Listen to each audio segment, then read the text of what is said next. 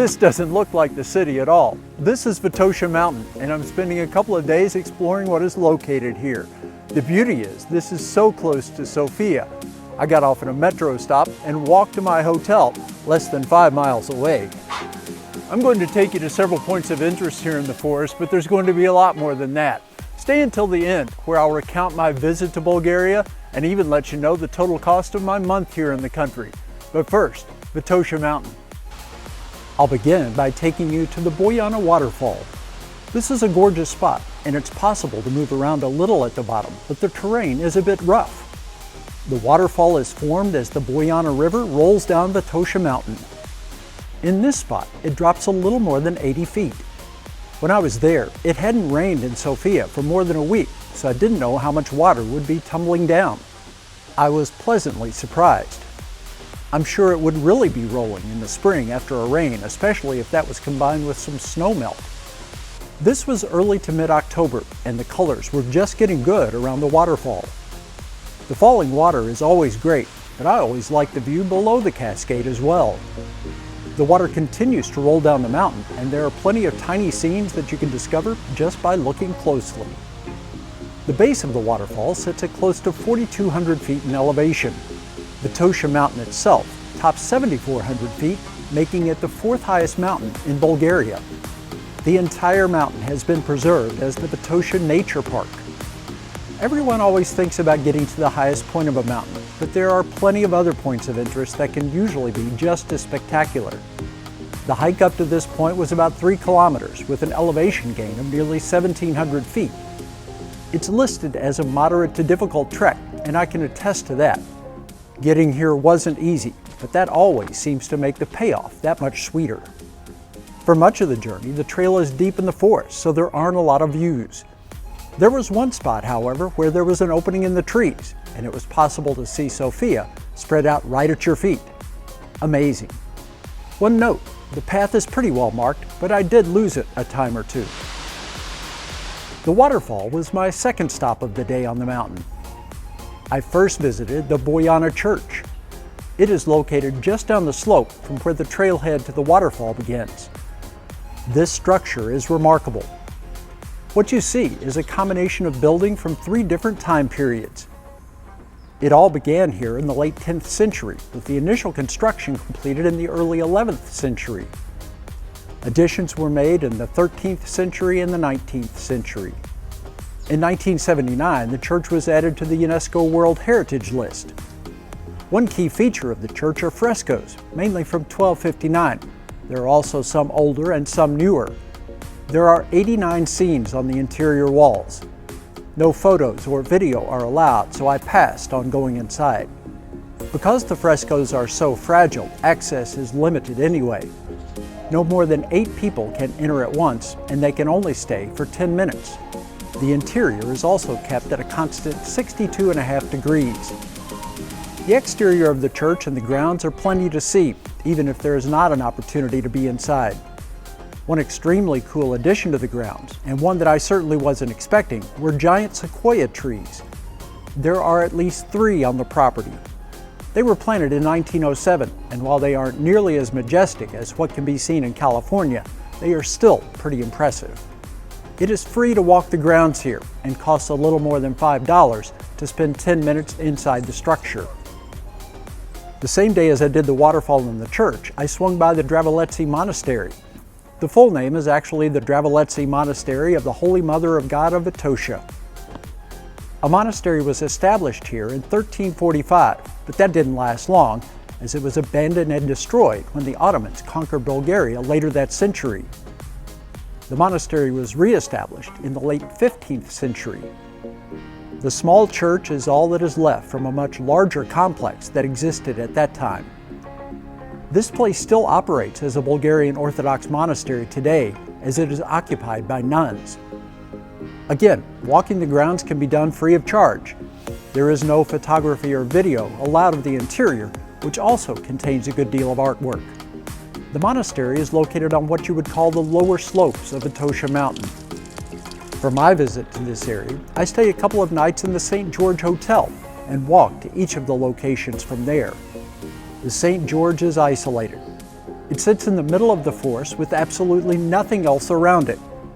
Well, there is one abandoned structure a little less than a quarter mile away, but that just adds to the feeling that you've stumbled upon the set of a horror film. The hotel is a little quirky, but I loved it. The restaurant was great too, which was beneficial since there was no other place to eat. 2 nights here in a simple room cost a total of $60. One other place to mention from the forest and the Vitosha Nature Park, that is the Simeonova Lakes area. This was a little over a kilometer from the hotel, and it was a nice and easy walk down the hill. There are 4 of these lakes, and they are all man-made. Water runs downhill from one to the next. Nothing particularly special about this spot, except that it is nice that it is situated out in the middle of the forest and provides people with a place to go and just hang out for a while. A nearby stream also offers some nice scenes. There are trails crossing through the area going up and down the mountain. The entire time I was in Sofia, I would look at the mountain, which was so enticingly close. I'm so happy that I took a couple of days to go out and experience what it had to offer. It was a perfect addition to the last bit of time I spent in Bulgaria. I continued to enjoy Sofia right through the end of my visit. The Sofia Marathon was held on a Sunday morning. What an atmosphere. There were more than 5,000 runners participating in races. In addition to the marathon, there was a half marathon, a 10K, and a 5K. This was just another of those events that showcases the fact that Sofia has something going on just about every weekend. The focus was on the runners who were traveling various distances through the city, but at the finish line there was more than that. It was a mixture of jubilation over what had been accomplished and a party complete with entertainment. In the marathon itself, the winner posted a very impressive time. Matthew Kiplagat of Kenya came in first in a time of 2 hours, 12 minutes, and 12 seconds. As I reflect on my time in Bulgaria, I thought it would be good to feature some of my favorites from the month. The place that I consistently came back to time and again was the pedestrian avenue, Vitosha Boulevard. Every day, the street was full of activity. It was part of the path that I walked every morning, and most days I would return in the afternoon or evening. I loved the scene, and I was especially taken by the talent of the street performers who were generally stationed every 2 or 3 blocks.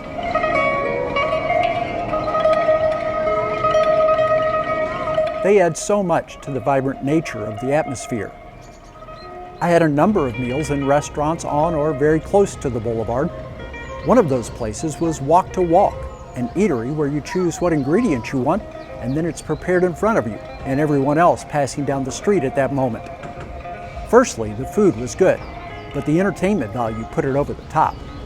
Nothing like some intense flames to go with dinner. In terms of my favorite places to have a drink on or near Vitosha Boulevard, there were 2. For a cappuccino or an Americano, I stopped by Costa Coffee numerous times. The best was when there was a spot at a table right by the street. I could have sat there with a coffee for hours watching the parade of people pass by. For later in the day, one of my top choices was the Flying Dog Bar. The place always had a draft or 2 that I wanted to try. The price was right as well, somewhere between $3 and $4 for what was essentially a pint. Vitosha Boulevard is right there for everyone to experience, and it's hard to miss. Another one of my favorite areas, however, was a little harder to find. Slaveykov Square didn't draw nearly as many tourists as other spots. I didn't happen upon it until I was a couple of weeks into my stay in Sofia. Nearly every time I went, there were vendors with tents selling what they could. Usually there was a theme. One time it was books and literature, while on this occasion it was all about art. I found probably my favorite restaurant just around the corner. It simply stated that it was traditional Bulgarian food. I didn't know what any of it was called. Instead, I would just point to what looked good, and the owner would dish it out onto my plate. I was never disappointed. An extra bonus was that I could take my food upstairs and watch the people in the streetcars pass while I ate. A few doors down was a place called Cosmic Craft Beer. Their taps changed frequently, so whenever I went, there was something new to try. A lot of what they offered were IPAs, New England, West Coast, whatever. I found most of them to be pretty good. My place for the month was an Airbnb west of the center of town. This was the neighborhood.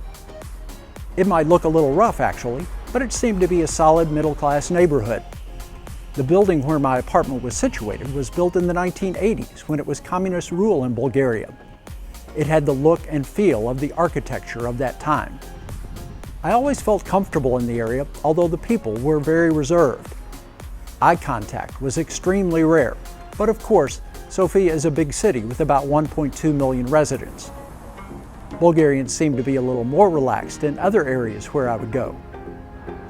Just to provide a contrast with the neighborhood in which I was staying, this is the southern part of the city. By appearances, this is more upscale and growing. The amount of construction activity here was hard to believe.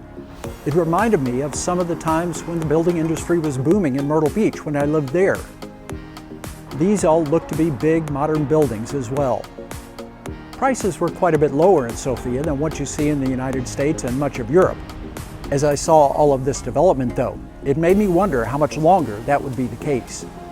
If I ever returned to the city, I would probably try to book a place in this neighborhood. One of the best things about Sofia from my perspective is the public transit system. I used the subway every day and it quickly got me to the places that I wanted to go. My apartment was a 5-minute walk from one of the metro stations. I never had to wait long for a train. It was safe and it was clean and it was inexpensive. The cost was less than $1 to get on and go anywhere within the system. No tickets were required either, as you just scan your card and go. Jumping on the train any more than 2 times in a day automatically triggered the daily rate, which was a little over $2. Credit cards were not only accepted on the metro, but just about anywhere you went. I hardly ever used cash, which here is the Bulgarian lev. And that brings me to the amount of money I spent during my time in Bulgaria. I kept track of all of my spending, and this is a pretty accurate accounting. Accommodations are almost always going to be the most expensive part of this type of travel.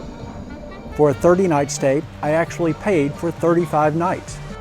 The full Airbnb, plus the 3 nights in Plovdiv and the 2 nights on Vitosha Mountain. That total was $665.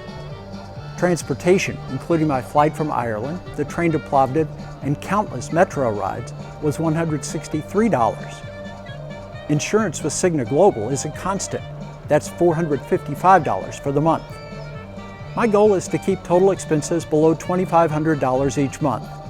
For Bulgaria, I was successful, with the grand total being $1,992.02.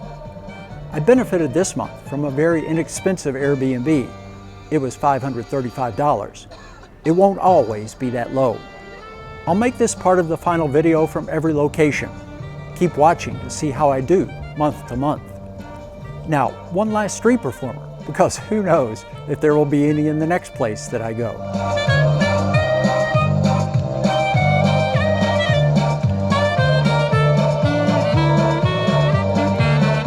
Such a wonderful place. The mountains and forests for sure, but Sofia, Plovdiv, and all the rest of Bulgaria that I've been able to see.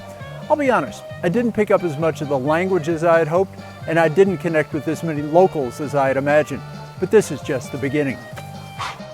Each day out here, I learned something and built confidence that I'll be able to use going forward. I've stops in 3 more countries before I return to the States for a few weeks. Next stop, Vlora, Albania. I'll see you from there.